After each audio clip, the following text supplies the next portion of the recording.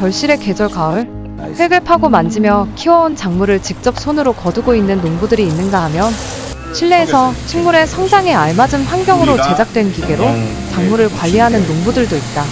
가을을 맞아 기술의 발전과 함께 달라진 오늘날의 수확철 모습을 비교해봤다. 요렇게. 그중 먼저 찾아가 볼 곳은 울산 울주군 상봉면에 위치한 정월모 씨의 집이다. 약을 안 쳤어. 어린 시절부터 부모님께 농사를 배워온 정월모 씨는 약 4천여 평 크기의 농과 밭을 혼자 관리하고 있다. 평일엔 직장일로 틈이 없어 신경 쓰지 못해 대신 주말마다 이곳 밭 근처 시골집에 들러 농사일을 하곤 한다. 이게 이제 무우, 그러니까 우리가 이제 무시라 그러고 하는데, 또 보면 전부 벌레 다 먹었어. 약을 안 쳤어. 아니 아직 이제 한참 자라야 되는데 지금 이제 이렇게 이제 솎아내서 또 김치 담아 먹을 수도 있고. 배추도 보면은 벌레가 너무 많아.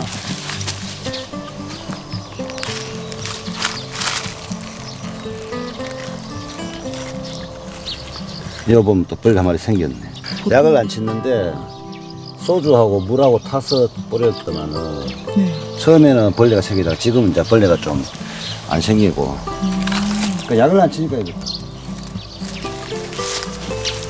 그래서 이렇게 보면 이제 벌레가 있을 때 이렇게 잡아주는 거지, 손으로. 보면은 이게 벌레잖아.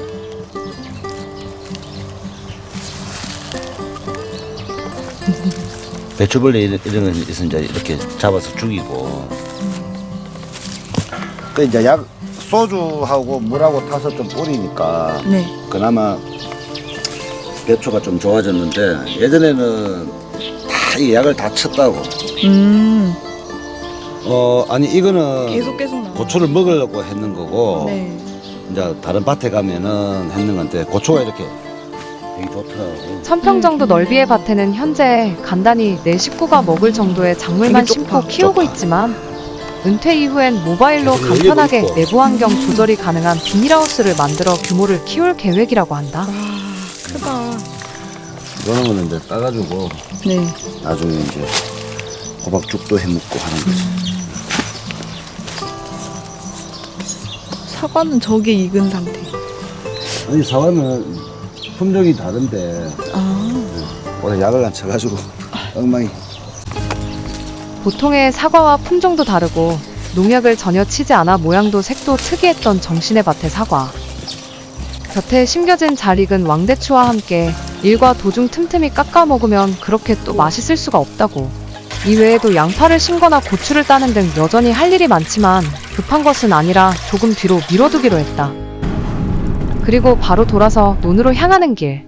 차로 5분 정도 나가야 하는 거리라 강아지 오목이에게 밭과 집을 맡겨두고 밖으로 나선다. 벼는 이렇게 보면 벼는 종류마다 수확 시기가 다른데 여기 논의 벼는 11월이 다 되어서야 수확이 가능하다고 한다. 하지만 그렇다고 놀 수는 없다.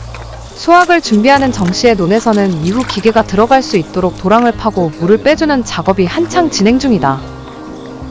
이쪽으로 빠지는 거지. 몸만 마르면은 이게 이제 벼가 익으면은 고개 숙인다 그런 게 이런 게라.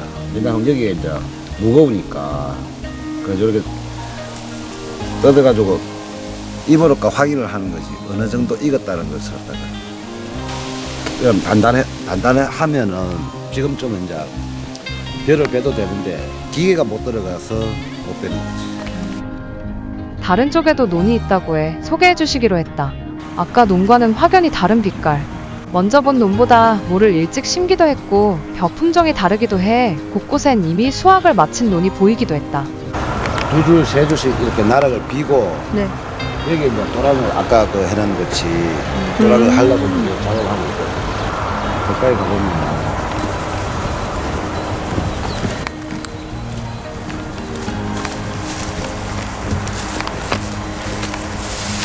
거기 다 수입니다. 철변에 이게. 철변은 이렇게 보면은 이렇게 수염이 이렇게 나 있어.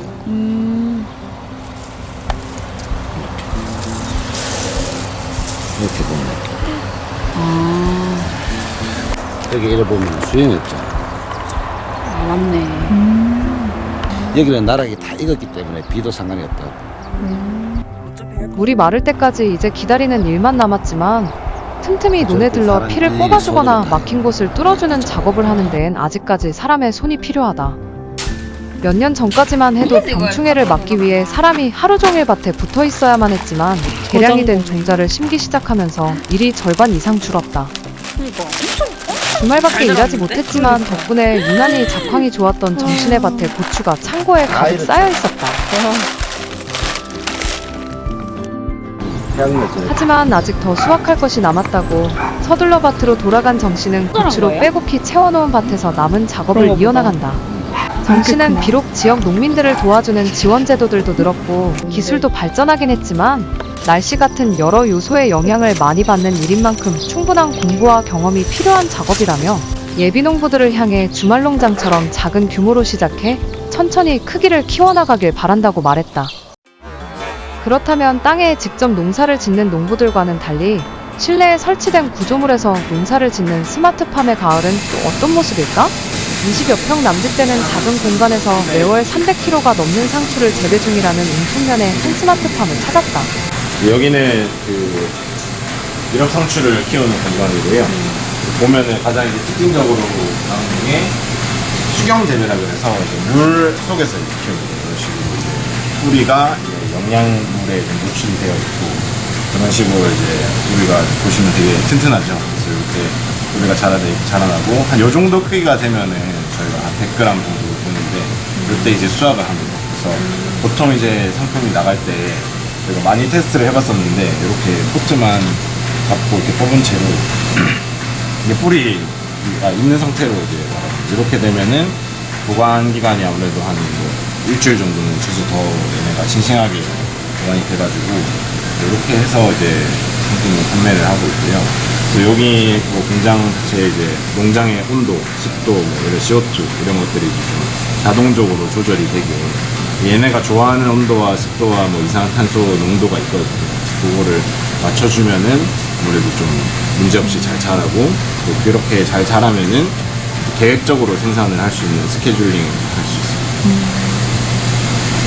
앞서 들은 것처럼 식물 생장에 알맞은 환경 조성이 가능한 스마트팜에선 40일 정도면 대부분의 엽채류 수확이 가능하다. 다른 환경 요소의 영향을 받지 않기 때문에 일반적으로 노지 농사의 10에서 30배에 달하는 수확량을 만들어낼 수 있다. 하는 게 이제 카이피라라는 종이고요. 이 카이피라는 보통 수제 햄버거 가게 많이 찾고 있는데 얘네들이 좀 그 많이 부들부들하고 단맛이 강해가지고 햄버거 먹을 때 이제 또 쓴맛 나오는 고기가 주로 많이 찾고 있는 종이고 그리고 위에 있는 게 버터헤드라고 해가지고 얘네는 좀 약간 꽃처럼 자라는 게 주로 특징인데 이렇게 주로 이렇게 안쪽으로 좀 많이 말립니다. 결구형이라고 그러는데 이 결구가 되는 특징이 약간 양상추 느낌이랑 좀 비슷하고 얘네도 좀 부들부들한 특성이 있습니다. 이렇게 아직까지는 유럽 상추와 같은 엽채류만 재배 가능한 스마트팜이지만 곧 공간을 늘려 여름 딸기와 같은 과채류 재배도 시도해볼 계획이라고 한다. 최근 부쩍 스마트팜에 대한 관심이 늘어나 체험 프로그램 및 교육 활동도 꾸준히 진행 중이라고. 그렇다면 이 스마트팜 상추들은 어떤 과정을 거쳐 우리들의 식탁 위로 올라오게 되는 것일까? 씨앗이 수확되기까지 40일간의 과정을 함께 둘러보았다. 이 암시 안에 보면은 지금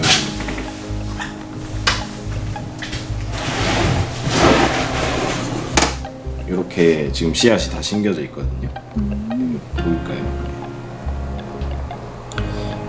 그래서 얘네가 지금 어제 심어놓은 새싹인데 그래서 한 3일에서 5일 정도 하면은 떡잎이 올라옵니다.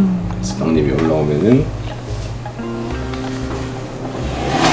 뿌리가 한 가닥 두 가닥 정도 되거든요. 그래서 그때 이렇게 이제 옮겨주는 걸 이제 이식 작업이라고 하고요.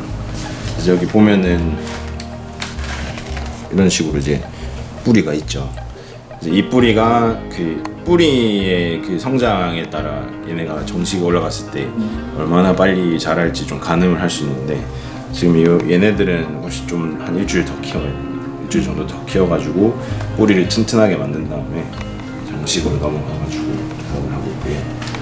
얘네는 이제 바질입니다. 바질들도 키우고 있고요. 얘네도 꿀이 이런 식으로 이제 잘 자라고 있습니다. 정식 단계로 넘어간 상추들은 아까의 그 공간에서 2-3주 더 시간을 보내고 수확한다.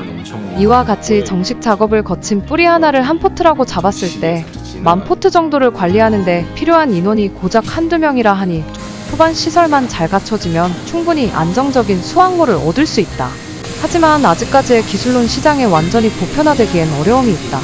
식물 생장에 필수적인 광량 조절에 드는 전기요금과 장비 설비 비용이 높기 때문이다. 또 진 대표는 스마트팜이 아직까지는 에너지 효율이 좋지 않고 배출되는 오염물 처리 과정에 대한 매뉴얼이 없어 더 연구하고 고민하는 과정이 필요하다고 말했다. 필요한 장비와 기술, 시간은 모두 다르지만 여린 잎이 싹을 틔우고 우리의 식탁에 오르기까지 자식같이 기른 작물을 대하는 농부들의 마음은 같다. 농업마저 자동화되고 있다곤 하지만 아직 작물을 길러낼 사람의 손이 필요하고 그를 위해 오늘도 구슬땀을 흘려가며 일하고 있는 농부들의 노고에 박수를 보낸다.